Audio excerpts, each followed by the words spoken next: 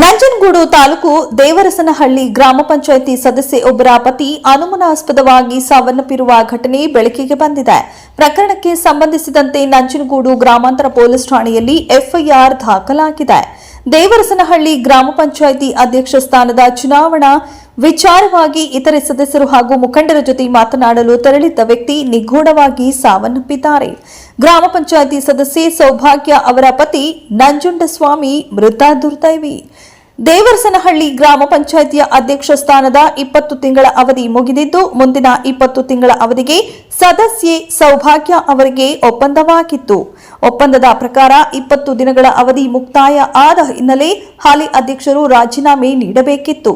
ಈ ವಿಚಾರವಾಗಿ ಮಾತುಕತೆ ನಡೆಸುವ ಸಲುವಾಗಿ ಅಧ್ಯಕ್ಷ ಸ್ಥಾನದ ಆಕಾಂಕ್ಷಿಯಾಗಿದ್ದ ಸೌಭಾಗ್ಯ ಪತಿ ನಂಜುಂಡಸ್ವಾಮಿ ಕೆಬ್ಬೇಪುರ ಗ್ರಾಮದಿಂದ ದೇವರಸನಹಳ್ಳಿ ಗ್ರಾಮಕ್ಕೆ ನಿನ್ನೆ ಸಂಜೆ ತೆರಳಿದ್ದರು ಎನ್ನಲಾಗಿದೆ. ರಾತ್ರಿ ಎಷ್ಟು ಹೊತ್ತಾದರೂ ನಂಜುಂಡಸ್ವಾಮಿ ಮನೆಗೆ ಹಿಂತಿರುಗಿಲ್ಲ. ಈ ಮಧ್ಯೆ ಮನೆಯವರು ಫೋನ್ ಮಾಡಿದಾಗ ಸದಸ್ಯರುಗಳು ಹಾಗೂ ಮುಖಂಡರಾದ ಗೋವಾರ್ಧನ್ ಜೊತೆ ಮಾತುಕತೆ ನಡೆಯುತ್ತಿದೆ ಎಂದು ತಿಳಿಸಿದ್ದರು ಎಂದು ಮೃತ ನಂಜುಂಡಸ್ವಾಮಿ ಪತ್ನಿ ಸೌಭಾಗ್ಯ ದೂರಿನಲ್ಲಿ ತಿಳಿಸಿದ್ದಾರೆ. ನಂತರ ನಂಜುಂಡಸ್ವಾಮಿ ಬೆಳಗಾದ್ರೂ ವಾಪಸ್ ಮನೆಗೆ ಬಂದಿರುವುದಿಲ್ಲ. ಮರುದಿನ ಜಮೀನೊಂದರಲ್ಲಿ ಹಲ್ಲೆಗೊಳಗಾಗಿ ಬಿದ್ದಿರುವುದು ಕಂಡುಬಂದಿದೆ. ಕೂಡಲೇ ವಿಷಯ ತಿಳಿದ ಪತ್ನಿ ಸೌಭಾಗ್ಯ ಗ್ರಾಮಸ್ಥರ ಸಹಾಯದಿಂದ ಆಸ್ಪತ್ರೆಗೆ ಸಾಗಿಸುವಾಗ ಅರೆ ಪ್ರಜ್ಞಾವಸ್ಥೆಯಲ್ಲಿದ್ದ ನಂಜುಂಡಸ್ವಾಮಿ ಆಸ್ಪತ್ರೆಗೆ ಸಾಗಿಸುವ ಮಾರ್ಗ ಮಧ್ಯೆ ಮೃತಪಟ್ಟಿದ್ದಾರೆ.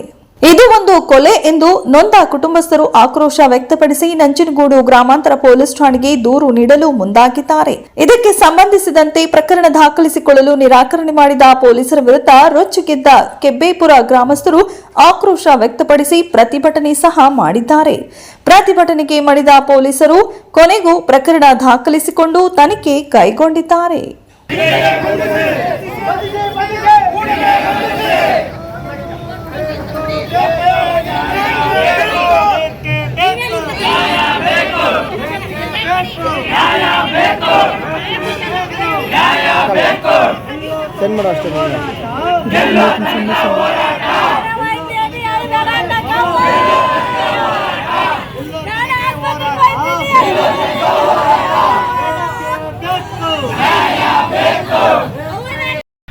ನಮ್ಮ ಕೆಬ್ಬೆಪುರದ ಸ್ವಾಮಿ ಅಂತ ಗ್ರಾಮ ಪಂಚಾಯತಿ ಸದಸ್ಯರ ಮಿಸಸ್ಸು ಸೌಭಾಗ್ಯಮ್ಮ ಅಂತ ಸೌಭಾಗ್ಯ ನಂಜುಂಡಸ್ವಾಮಿ ಅವರು ಇವತ್ತು ಅಧ್ಯಕ್ಷ ಸ್ಥಾನಕ್ಕೆ ರಾಜೀನಾಮೆ ಕೊಡಬೇಕಾಗಿತ್ತು. ಇವ್ರಿಗೆ ಆಗಬೇಕಾಗಿತ್ತು ಮುಂದಿನ ಅಧ್ಯಕ್ಷ ಸ್ಥಾನ. ಆದರೆ ರಾತ್ರಿ 11 ಗಂಟೆಯಲ್ಲಿ ಎಲ್ಲರೂ ಮೀಟಿಂಗ್ ಮಾಡಿ 11 ಗಂಟೆಯಲ್ಲಿ ಹೊರಟಿದ್ದ ನಂಜನಗೂಡಿಂದ ಹೋಗಿದ್ದ ನಂಜುಂಡಸ್ವಾಮಿ ಅವರು ಹೋದಾಗ ಮನೆಗೆ ಹೋಗಿಲ್ಲ.